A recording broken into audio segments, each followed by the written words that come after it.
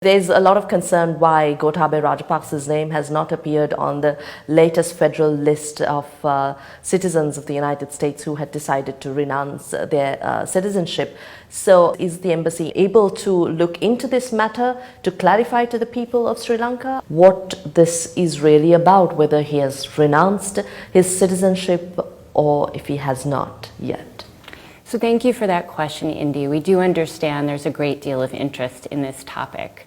And under U.S. privacy laws, I cannot comment on individual citizenship or visa cases. There is quite a lengthy process involved in the citizenship renunciation process. And you can find all that information about the specific steps at travel.state.gov if people are interested in learning more about the documents and the steps that are part of the renunciation process. When you say, again, it's a lengthy process, does it mean that from the time of the applicant who intends to renounce his U.S. citizenship, from the time of application to the renunciation being granted by the U.S. government, that it's a lengthy process for his name to appear on the list? Or is it otherwise? From what you know, we'd like some clarification. Sure. It's actually two separate things. The renunciation process is handled at a U.S. embassy. The paperwork and the oath are submitted and prepared at the embassy and then sent back to Washington, D.C. to the Department of State for final processing.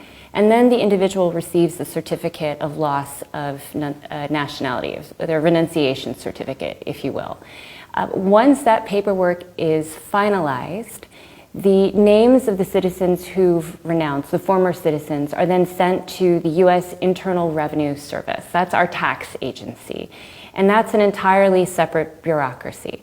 So there are two different U.S. government agencies involved in this process. And as I'm sure you can understand, bureaucratic processes can take time.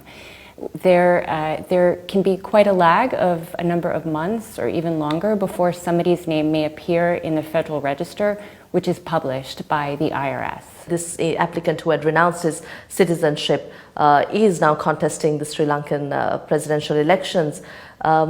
So this process, when you say it will take a long time, do you have an understanding on how long it may take generally?